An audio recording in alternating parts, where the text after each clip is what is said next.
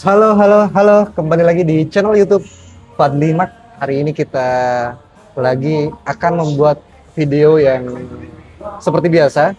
Kita akan ngobrol bersama tamu kita. Kemarin dia jadi host, sekarang jadi tamu. Dan kita akan menginterview terkait apa ya, pengalaman kerja di Bali seperti apa. Dan ya memang konten ini sangat apa ya, sangat satset banget tanpa kita pikirkan sebelumnya, dan kita nanti ngalur ngidul guys. Kita berada di tempat yang asik banget, Event Kopi namanya. Ini tempat yang baru buka di area Denpasar, dan sampai jam 2 itu sih menurut saya jarang ya di Bali sampai jam 2, dan harga yang sangat murah dan ada diskon 30% karena ini masih baru banget buka. Oke, mungkin tanpa berbasa-basi kita kenalan dulu bareng Bung Duta ini, terkait apa ya, mungkin banyak subscriber saya yang masih belum kenal Bung Duta ini. Nama saya Duta Baskara Mahendra. Yang serius lah, yang serius lah. Oke. Ini konten yang sangat serius. Nanti kita akan mengedukasi banyak penonton. Ini minimal ditonton 1 juta Respect. viewers. Dan channel YouTube ini adalah channel yang terbesar di Bali dalam segmen apa, konten informasi seputar pekerjaan proyek. Ya. Oke, dan malam hari ini kita akan langsung tanyakan, dan mungkin perkenalan dulu lah. Ya, perkenalkan guys, nama gue Duta. Sekarang kita mau sharing seputar pengalaman kerja di Bali. Gimana? Apa? Oke, Soal Bung Duta, pekerjaan di Bali. terima kasih sudah mampir ke channel saya ya. Ya. Nah, mungkin teman-teman juga yang mau ngobrol bareng saya, bisa lah komen-komen di bawah. Nanti saya mungkin akan pilih siapa yang akan diajak ngobrol, area Bali tentunya, terkait pekerjaan atau misalkan kehidupan sehari-hari atau masalah percintaan. Oke, kita akan membahas masalah pekerjaan terlebih dahulu bersama Bung Duta. Pekerjaan sehari-hari di Bali sekarang apa, Bung Duta? Pekerja ya. Sabar, Pak. Oke, Ya. Aman beli.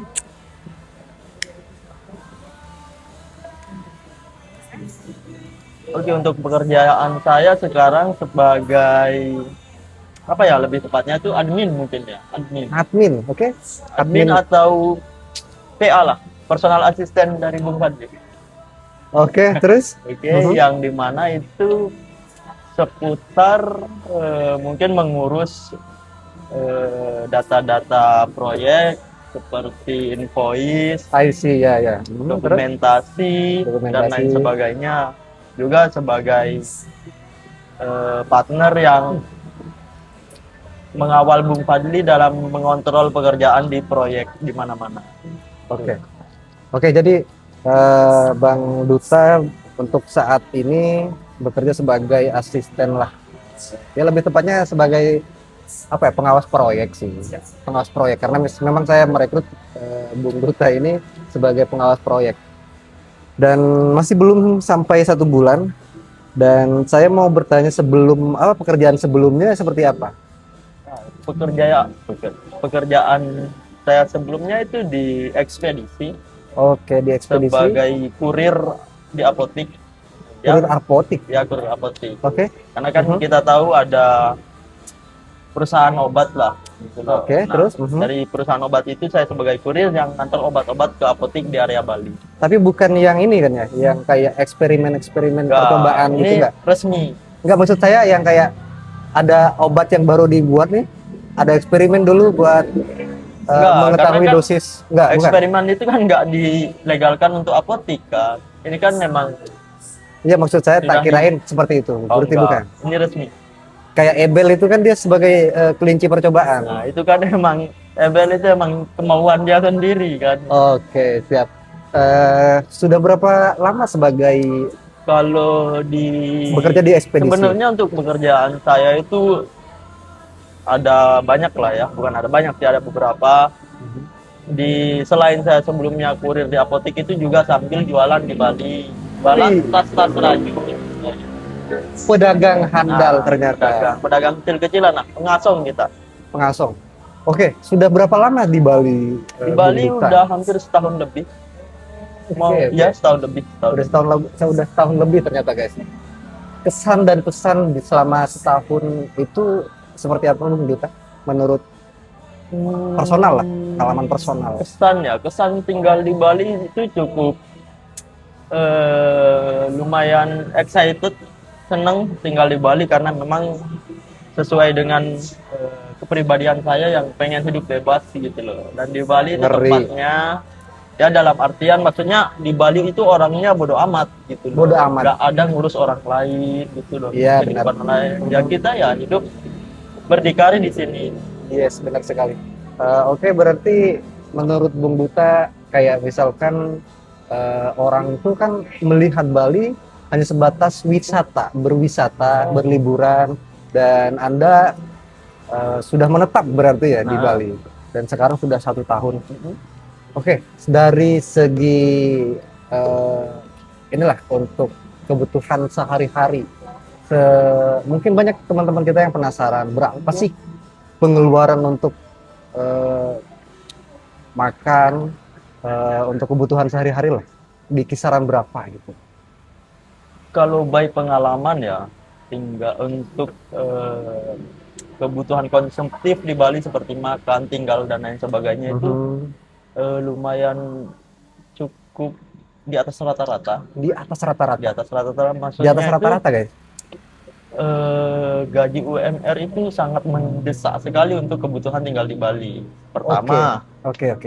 untuk tempat tinggal seperti kos-kosan yang sangat langka dan mahal. Oke. Berarti Bang Jadid juga apa ya, merasa mencari kos-kosan itu sangat langka juga ya. Sangat langka tinggal Nah, di Bali. itu Mungkin isu yang- banyak, tapi dengan budget yang 2 digit lah gitu. 2 digit. Ya. Wih, ngeri sekali guys. 1 digit lah, 1 digit ke atas. Ya, Tapi kalau per tahun kayaknya 2 digit sih, nggak kan? ada. Oke, itu 2 digit mungkin kan. lebih isu umum ya untuk Ya. masalah apa namanya, kontrakan atau kos-kosan. Jadi banyak sekali yang bertanya sama saya bagaimana cara atau di mana caranya untuk dapat atau mencari kos-kosan atau kontrakan, karena banyak sekali calonnya guys. Banyak sekali Itu calonnya. salah satu permasalahannya juga gitu. Ya, kita bukan hanya tiket ataupun apa ya, STNK Ya. ataupun SIM, tetapi kontrakan juga di sini ada calonnya. Karena ya memang sesulit itu, bukan apa? Ya memang sesulit itu. Karena emang sekarang perantau di Bali itu kan melonjak deras Oh. ya, melonjak banyak gitu loh, drastis. Perantau atau pariwisata? Perantau ya? Perantau, Perantau. perantau yang memang pengen kerja di Bali, Pengen kerja di Bali. pengen dibuka usaha dan lain sebagainya. Oke, mungkin banyak sekali penonton saya ini yang penasaran seperti apa kehidupan di Bali, dan mungkin mereka melihatnya itu lebih ke enjoy, selalu bahagia, excited. Setiap harinya kita bisa healing ke pantai, lihat bule-bule, dan apa namanya, tidak tahu seperti apa yang kenyataannya gitu. Ya, benar sekali. Nah, Keindahan Bali itu tidak bisa kita rasakan secara langsung kalau kita tidak tinggal di Bali langsung. iya, Karena memang sisi gelap Bali juga banyak gitu loh. Banyak bisnis-bisnis gelap di Bali. bisnis gelap guys. Oke, Banyak terus mafia-mafia dalam pekerjaan. ada juga mafia Ada dalam mafia- pekerjaan. Ya, dalam pekerjaan. Lebih ke ini berarti ya, kayak dark system gitu. Nah, itu poinnya. Dark system itu yang tidak pernah tersorot di Bali. Karena kita hanya tahu pantai Bali, Pantai Bali. pariwisatanya. Wonderland apa, Indonesia apa, Wonderland, Ya, wonderful, dan semua keindahannya yang selalu di up gitu Ya. ya. Dari sisi-sisi gelap apa ya, perkotaannya tidak sama sekali tidak. disorot, dan bahkan mungkin pemerintah itu juga memang Pemerintah itu istilahnya kayak sengaja gitu. membungkam lah ya Iya, isu-isu terkait banjir ya isu ataupun persoalan macet, banjir, macet, korupsi korupsi. dan lain-lain. Jadi ya, oke, mungkin lebih kompleks ya untuk Sangat-sangat kompleks. kalau disebutkan seperti apa hidup di Bali itu, kita sebagai perantau itu mungkin lebih karena memang ya tadi itu bebas ya, Mungkin. lebih ke bebas dan lebih enjoy lah. Kita mau kemana, Ya, mau pakai baju seperti apa juga tidak ada yang nyinyir dan kita ya hidup di atas kaki kita sendiri, guys. betul. Mungkin, nah kalau misalkan gini, ada penonton saya nih mau merantau ke Bali, mungkin apa ya, rekomendasi kayak kontrakan atau lingkungan atau pekerjaan seperti apa menurut Bung Duta? Oke. Persoalan tempat tinggal ya, dan teman-teman mungkin yang mau pergi ke Bali, mau liburan atau mau kerja dan lain Ya. sebagainya, itu pertama usahakan sebelum ke Bali itu cari koneksi dulu. Oke, Siapa tahu koneksi. koneksi. Kalau punya teman hubungin gitu. Hubungin. Kalau Karena- punya keluarga, hubungin. Ya, hubungin siapapun tahu kerabat. Karena kalau secara tiba-tiba itu sangat susah sekali. Oh, gitu Oke, loh. ya. Tiba-tiba ke Bali mungkin untuk pekerjaan banyak di Bali. Tapi untuk tempat tinggal itu yang susah gitu loh. Karena Oke. kan sebelum kita kerja kita harus punya tempat tinggal dulu kan. Itu. Jadi kita harus punya koneksi dulu sebelum ke Oke. Bali. Oke, saya nangkep poinnya. Oke, mungkin banyak juga yang nanya segampang apa mencari pekerjaan di Bali Nah, karena atau ada sesusah apa? karena ada istilah di Bali itu kan nyari pekerjaan itu lebih gampang daripada nyari tempat tinggal, daripada nyari Oke. kos-kosan. Lebih gampang mencari pekerjaan daripada mencari tempat tinggal. Nah, Oke, itu memang udah viral sih, quotes atau kata-kata yang sangat relate sekali Karena, untuk kita perantau. ini ada teman saya sendiri yang bilang dia orang Jakarta, Mhm. tempat kerja mana yang mau nerima lulusan SD kecuali di Bali. Ijazah SD, Iya, dia cuma lulus SD. sedangkan kita nih guys di Jawa SMA itu dilirik sebelah mata, dipandang sebelah Iya. mata. S1 pun itu kadang-kadang kita kalau ada koneksi atau orang dalam itu bedanya mungkin ya perbedaan yang kontras. Karena memang perbedaan kontras jelas gitu loh. Karena di Bali kan pekerjaan sangat banyak gitu loh. Jadi memudahkan para perantau untuk mendapatkan pekerjaan. Oke, untuk 1 bulan pertama nih misalkan, untuk 1 bulan pertama, misalkan ada penonton saya yang ke Bali, seberapa mudah atau apakah ada jaminan untuk dapat pekerjaan misalkan? Pasti. Ya, kalau memang dia datang ke Bali niat mau kerja. Niat mau kerja. Niat mau kerja, karena seperti misalkan di Mhm. Bali banyak pembangunan lagi ekstra di mana-mana. Oke. Seperti Kayak- dibangun mall, villa dan lain sebagainya. Iya ya. Kan bisa ke situ ngelamar untuk kerja sebagai tukang atau sebagai waiters dan lain sebagainya. Di toko-toko restoran makanan kan banyak yang pengen merekrut karyawan untuk waiters dan atau apa gitu. Oke. Nah, peluang kesempatan kerja banyak di Bali. Peluang kesempatan kerja untuk gaji nih, gaji seperti apa menurut Bung Duta ya? Nah, sebenarnya ini yang kontras juga persoalan gimana, gaji. gimana? Karena Gaji kan itu. kita tahu dengan gaya hidup Bali yang sangat-sangat tinggi Ya. berbanding dengan UMK dan UMR Bali yang sangat dikatakan ya masih kategori di bawah rata-rata. Di bawah rata-rata. Yang kita tahu kehidupan Bali itu hampir sama dengan Jakarta untuk Oke. standarisasi hidup, Lebih ke kebutuhan. hedonisnya. Ya, hedonisnya. Bisa party di apa namanya? Holy Wing, langsung pindah ke Atlas atau ke langsung pantai. ke pantai. Jadi kita untuk dunia hiburan tuh di mana-mana dan itu mungkin lebih ke boncos ya kalau Boncos. misalkan gaji UMR Ya. dan gaya hidup jaksel banget. Dan Kalau gaya hidup kota banget. iya, iya ya. Oke, tapi untuk lebih ke masalah apa namanya? Culture shock ada nggak setelah pindah dari daerah sebelumnya ke Bali? Mungkin karena dulu saya sempat di Bali juga udah lama. Oh, oke. Tapi sekarang baru ke Bali lagi, mungkin dua hal ya, kayak seperti macet Bali yang sudah sangat parah Mhm. gitu loh. Belum ada regulasi dari pemerintahnya untuk menanggulangi persoalan macet ini. Oke, mhm. Kemudian soal cuaca, Cuaca. panas banget Bali. Nah, ini mungkin informasi yang terupdate ya.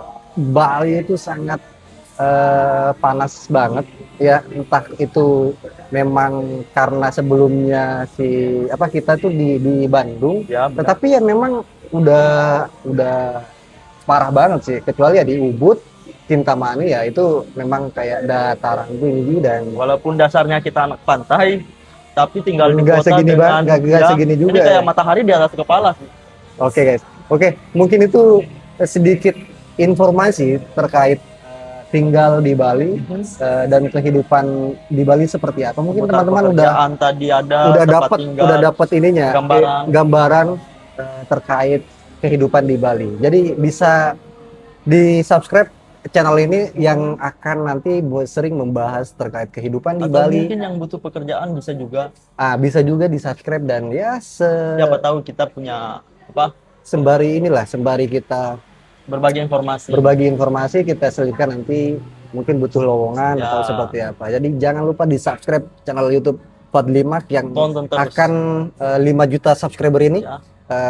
Akhir tahun ini saya pastikan 5 juta subscriber dan ya terima kasih yang sudah menonton sampai akhir video. Klik like, share ke teman-teman kalian dan sampai jumpa di video selanjutnya.